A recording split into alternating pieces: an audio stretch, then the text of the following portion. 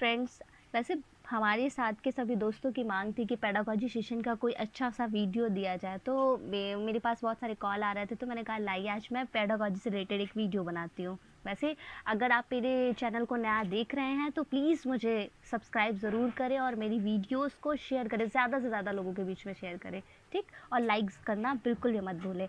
तो पहले क्वेश्चन की तरफ चलते। देखिए, पेडागॉजी से रिलेटेड एक बहुत बड़ी बात ये होती है कि ये आपके सेंस ऑफ ह्यूमर यानी आपके एप्टीट्यूड, मतलब आप कितने अच्छे से किसी क्वेश्चन को समझ रहे हैं, उसका जवाब दे रहे हैं, इस पे निर्भर करता है। तो पेडागॉजी कोई रटने वाली चीज़ तो है नहीं कि आप उसे रट लें और आप अच्छे मार्क्स ले आएँ। लेकिन हाँ, अगर आपको कॉन्सेप्ट्स क्लियर रहेंगे तो मेरा यकीन है कि 30 में 30 नंबर नहीं, 1-2 नंबर कम हो सकता है, लेकिन आप पेडागॉजी से मैं 15 में 15 नंबर तो ज़रूर आएँगे, ठीक है? बाकी मैं अब पद्यांश और गद्यांश की कोई गारंटी नहीं ले रही हूँ, क्योंकि देखिए वो बिल्कुल से अलग लेवल पर पूछा जा सकता है, ठीक है? फर्स्ट क्वेश्चन में हम चलते हैं। बालानाम निःशुल्क आवश्यक शिक्षा अधिकार अधिनियम 2009 शिक्षा स्वरूपम कीदृशम भवते। इस क्वेश्चन का मतलब है कि जो 2009 में बालक का शिक्षा अधिकार अधिनियम आया था, वह शिक्षा को किस रूप में देखा, ठीक है? तो क्या कहना चाह रहे हैं इसमें? ऑप्शन आपके पास देखिए, चारों ऑप्शन में आप मुझे कमेंट करके ज़रूर बताइएगा कि ये ऑप्शन आपको कौन सा सही लगता है, ठीक है? मानसिक परीक्षण, शिक्षा वर्धनम, शिक्षा स्तर वर्धनम, छात्र अनुकूलम, गतिविधि अनुसंधान प्रदर्शन द्वारा शिक्षणम। वैसे तो देखिए, हमेशा याद रखा करिए कि संस्कृत एक टफ टॉपिक होता है, जिसको समझने के लिए हमें गतिविधि आधारित अगर आपको हो, वो भी छात्र के अनुकूल भी वही गतिविधि होनी चाहिए, उससे ही बच्चा सीख पाएगा। संस्कृत बहुत टफ पड़ता है, इसलिए उसके लिए प्रदर्शन विधि। वैसे आपको प्रदर्शन विधि कभी भी छोटे स्तर पर बच्चों के लिए नहीं मिलेगी, लेकिन ये संस्कृत की बात है तो यहाँ प्रदर्शन विधि आपका ये वाला ऑप्शन सही होगा, ठीक है? जैसे कि तीसरा आपको इसके थोड़े से देखिए, इसमें लिखा भी है, इसमें कॉन्सेप्ट में छात्र के द्वारा अनुकूलन गतिविधि एवं अनुसंधान प्रदर्शन द्वारा शिक्षा प्रदान करना बाल निःशुल्क आवश्यक शिक्षा अधिकार अधिनियम 2009 का स्वरूप है। इसके द्वारा 6 से 14 वर्ष तक के बालकों को निःशुल्क एवं अनिवार्य शिक्षा का प्रावधान किया गया है। दूसरा क्वेश्चन आपके सामने है। प्रत्येकम शिक्षार्थी विशिष्ट अधिगम शैल्या पठित केचन पाठ्यपुस्तकं पठित्वा अवगच्छन्ति, केचन अध्यापकं सावधानं शृण्वन्ति, अन्य च गतिविधिषु संलग्ना भूत्वा अनुभवो शिक्षा प्राप्तुन्यवति। इदम अधिकृत्य अध्यापकेन किम कर्तव्यम। अब देखिए, इसका अर्थ ये है कि प्रत्येक शिक्षार्थी विशिष्ट अधिगम शैली का से पठन करता है। सबकी अपनी अपनी एक अलग अधिगम शैली होती है, जैसे कि इसमें लिखा हुआ है। कुछ लोग केचन, कुछ अध्यापक, कुछ जो भी हैं पाठ्य पुस्तकों का पठन करते हैं, कुछ शिक्षकों को सावधानी से सुनते हैं। कुछ बच्चे ऐसे होते हैं जो कुछ किताबों से पढ़ते हैं, कुछ बच्चे शिक्षक को सावधानीपूर्वक सुनते हैं। अन्य कतिपय ऐसे होते हैं जो अन्य गतिविधियों के अनुभवों से शिक्षा प्राप्त करते हैं, ठीक है? दूसरा लिखा, इदन अधिकृत है अध्यापकन के कर्तव्य। इन बातों पर ध्यान देकर अध्यापक का कर्तव्य होता है। ऑप्शन आपके उपयुक्त निष्पत्यम निरर्थम छात्र परिणाम व्यक्ति कक्षापत विकासाय छात्रम कला नृत्य संगीत गतिविधि प्रतिभागित्व स्वीकृत्यम इत्यम परामर्शनम छात्राणां वैविध्यम अधिकृत्य विविध शिक्षण विधि विभिन्न पद्धति द्वारा च शिक्षणम। या चौथा ऑप्शन आपका है। प्रत्येक पाठ्यपुस्तक संपूर्ण पठित पाठानाम च सम्यक पुनरावृत्ति। देखिए, इसमें 4 ऑप्शन गिवन है, मैं आपको एक आंसर दे रही हूँ। अगर आपको कोई दूसरा इसमें आंसर लगे तो आप मुझे कमेंट करके ज़रूर बताइएगा। देखिए, सभी बच्चे अपने हिसाब से अलग अलग होते हैं, तो प्राकृतिक भिन्नता के आधार पर अगर गतिविधि पे आधारित जो भी शिक्षा दिया जाएगा वो ही सबसे अच्छा शिक्षक होगा। तो लिखा है ये जो आपका सेकेंड वाला ऑप्शन है, व्यक्तिगत क्षमता के विकास के लिए छात्र को कला नृत्य एवं संगीत गतिविधियों की प्रतिभागी बनाने हेतु परामर्श दे। ओके,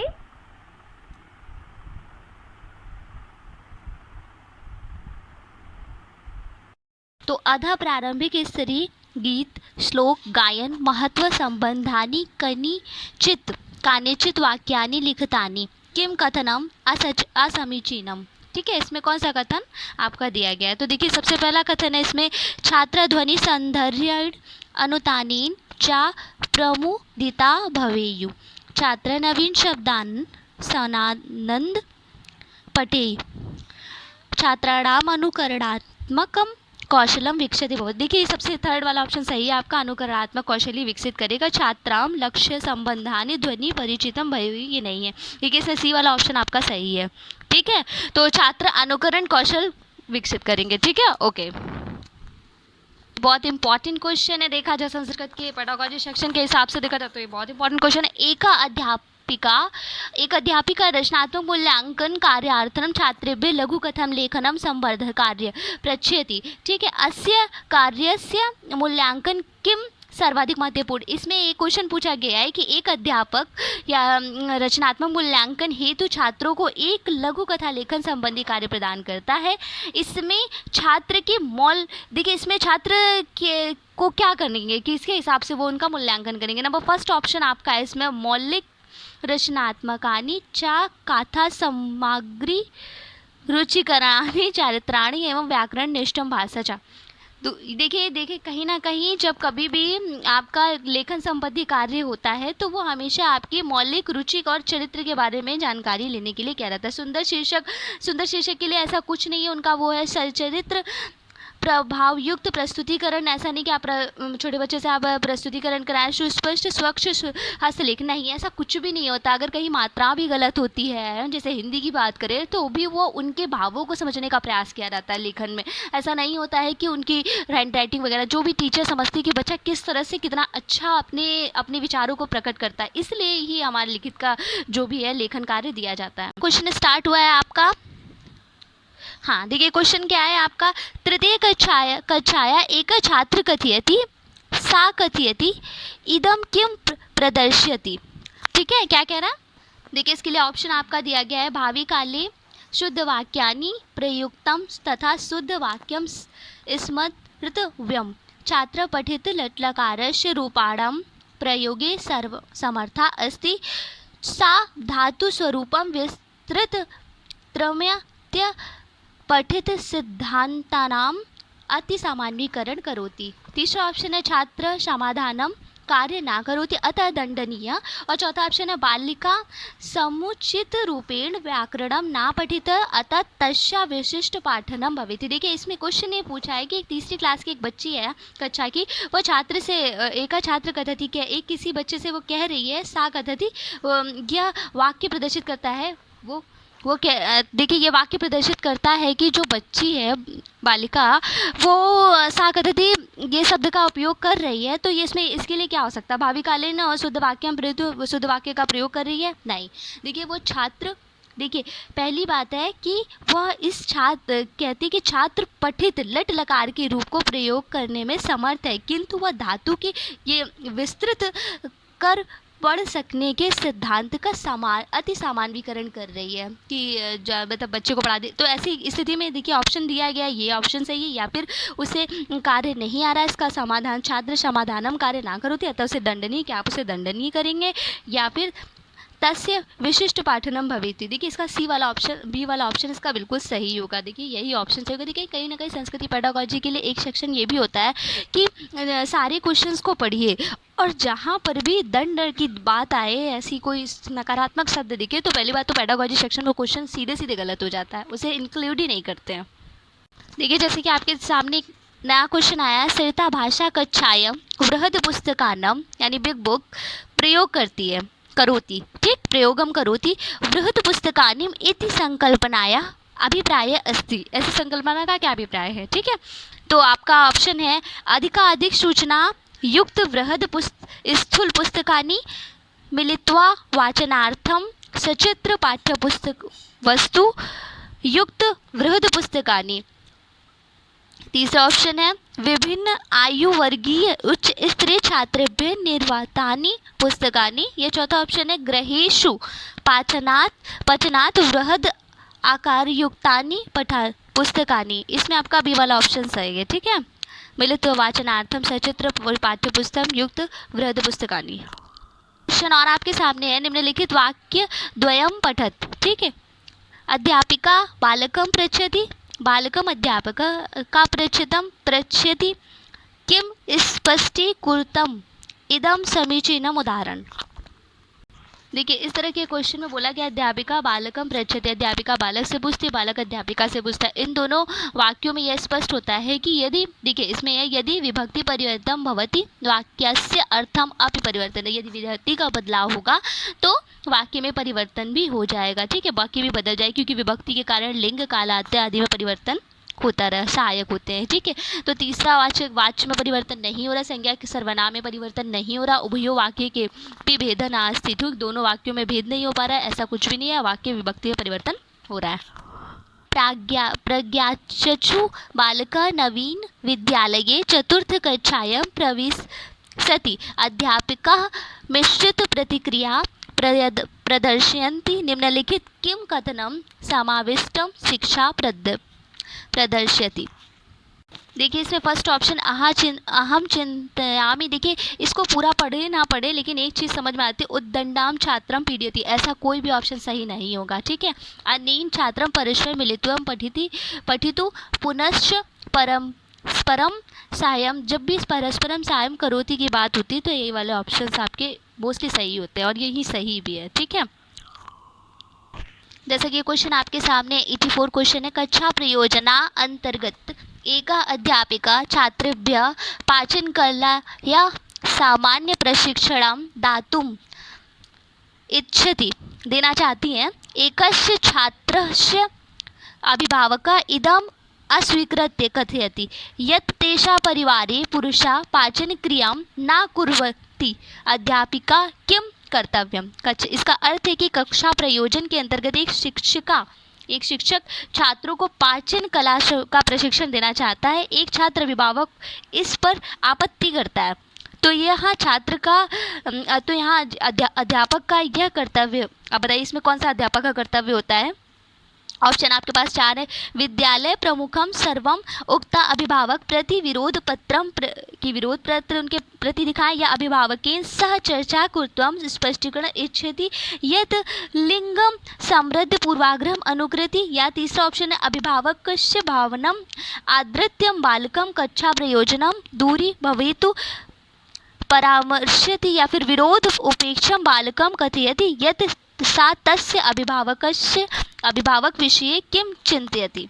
वाला आपका देखिए बी सी वाला ऑप्शन सही है कि इसमें क्या करना है कि अभिभावक जो भी अध्यापक है उनको अभिभावक के भावों का आदर करना है, छात्रों को संप्रति कक्षा प्रयोजन से दूर होने का परामर्श दें। ऐसा उनके मतलब अभिभावक नहीं चाहते हैं तो उनके अभिभावक की बात का समर्थन देंगे। ठीक है, एक नया क्वेश्चन आपके सामने, एक आंग्ल भाषा अध्यापक प्रथम कक्षायां छात्रन् जनय वस्तुभिः संबंधं शब्दानां परिचयं करोति, निम्नलिखितेषु शब्दं शिक्षण सिद्धांतं संदर्भे किं परिस्थित्यनुगुणम्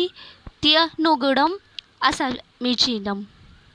देखिए इनके ऑप्शन की तरफ चलते, छात्र स्थूल वस्तु संबंध शब्दानां सम्यक पठन्ति, यथार्थ वस्तूनि दृष्ट्वा छात्र शब्दार्थनं स्पष्ट रूपेण अवगच्छन्ति, विभिन्न इंद्रियाणि से सहयोगेन अधिगमनं प्रभाववत्मक भवति, या फिर चौथा ऑप्शन है, छात्र वर्तनीम आश्रित्य नवीन शब्दनम शीघ्रम अधिगच्छन्ति। देखिए इसमें क्या लिखा है कि एक अंग्रेजी भाषा के अध्यापक पहली कक्षा के छात्र को कुछ वस्तु को दिखाकर उनसे बने अंग्रेजी शब्द का परिचय कराते हैं, तो उस छात्र में क्या असमीचन होगा। तो लास्ट वाला ऑप्शन आपका डी दिया है, इससे छात्र उस वस्तु को देखकर शब्द को आसानी से समझ जाता है। ठीक है, आपके सामने एक नया क्वेश्चन है, समाविष्ट यानी इंक्लूसिव क्लासरूम में आश्रित्य निम्नलिखित युक्तिषु असमीचीनम अस्मिन्, इसका अर्थ आप खुद बताइए। देखिए आपको सभी पता है इंक्लूसिव एजुकेशन क्या होते हैं, जिसमें देखिए संगणक आधारित उपचारात्मक कार्येण संप्रेषणात्मकं प्रविधिनम अतिरिक्त साहाय्यम, या फिर सर्वे छात्र सुयोग्य भवे यू इर्थन। देखिए ज़्यादा पढ़ने की बिल्कुल ज़रूरत नहीं है, जहाँ पर सर्वे छात्र हो गया तो समझ लीजिए इंक्लूसिव एजुकेशन में हर तरह के छात्रों को दिया जाता है। तो आपको पता होना चाहिए कि इसीलिए समावेशी शिक्षा लाई गई थी कि इसमें हर तरह के बच्चों का समावेशन किया जाए। ठीक है, देखिए जिस तरह से हम इस समय 88 नंबर क्वेश्चन पे चल रहे हैं, पंचनायम कक्षाया छात्राणाम् अवबोधना क्षमताया विकासाय का प्रविधि न्यूनतया प्रभावशाली। ऐसी कौन सी जो प्रविधि है उसमें कम से मतलब सबसे कम प्रभावशाली रहेगी। अध्यापकम नवीन शब्दम संरचना, इसके लिए बोलेंगे मौन वाचनार्थम प्रेरित, अगर उन्हें मौन वाचन के लिए प्रेरित करेंगे। या फिर अध्यापका गद्यांश शीर्षक विलिखति परिचर्चा चा आयोजनम छात्रम मौन वाचन। इसके बाद तीसरा ऑप्शन है अध्यापकम छात्राणाम मौन वाचनार्थम अभिप्रेरणा, हर चीज़ में मौन वाचन के लिए भी प्रेरित कर रहे हैं अध्यापक। डी ऑप्शन है अध्यापक गद्यांशम उच्च संपठ्य विस्तृत्यम व्याख्यानम करोति, अत्यंत कठिन पंक्तिच्या मातृभाषा अनुकरण करोति। देखिए 5वीं कक्षा के छात्र के लिए अवबोधन क्षमता विकास के लिए सामान्य प्रभावशाली प्रविधि है, अतः अध्यापक एक ऊंचे स्वर को पढ़कर उसकी विस्तृत व्यवस्था कर और कठिन पंक्तियों को उन्हें मातृभाषा में अनुवाद करें। यहाँ एक क्वेश्चन आया है आपका, प्रारंभिक स्तरे कुत्र बलम भवेति, प्रारंभिक स्तर पे किस चीज़ पर बल देना चाहिए। लेखन भाषणे, श्रवण भाषणे, वाचन लेखने या फिर वाचन श्रवण। ये क्वेश्चन आपको कमेंट में लिखकर भेजना है, उसका आंसर श्रवण भाषण है। वैसे प्रारंभिक स्तर पे हिंदी के लिए तो श्रवण भाषण, लेकिन अगर आप संस्कृत सिखा रहा है तो लेखन पे विशेष ध्यान देना चाहिए। पिछला क्वेश्चन जिस तरह से मैंने आपसे पूछा था तो प्लीज़ मुझे इसका आंसर ज़रूर दीजिएगा, ठीक है। लास्ट क्वेश्चन है रूप छात्राणाम सहायार्थम वाचन पत्राणि यानी रीडिंग कार्ड्स प्रयुक्तम इच्छति एते छात्र सहायम प्राप्स्यन्ति, ठीक है। इसमें पूछ रहा है व्याकरण शिक्षण में क्या है आपका, मैं आपसे पहले तो वो क्वेश्चन पूरा पढ़ती हूँ। व्यक्ति स्तरे कठिन्यून अवगमन प्रगत्यम उपायम कुर्वम सुस्पष्ट सुपाठ्य लेखन द्वारा कथम लिखितु या व्याकरणे लिखित परीक्षायां चा उच्चांकन प्राप्तुम या फिर क्रीडन प्रक्रियां भागम स्वीकृत्य पारितोषिकां प्राप्तुम। अब आपको इसका थोड़ा अर्थ हिंदी की तरह समझ में तो आ ही गया होगा कि क्या कहना चाह रहा है।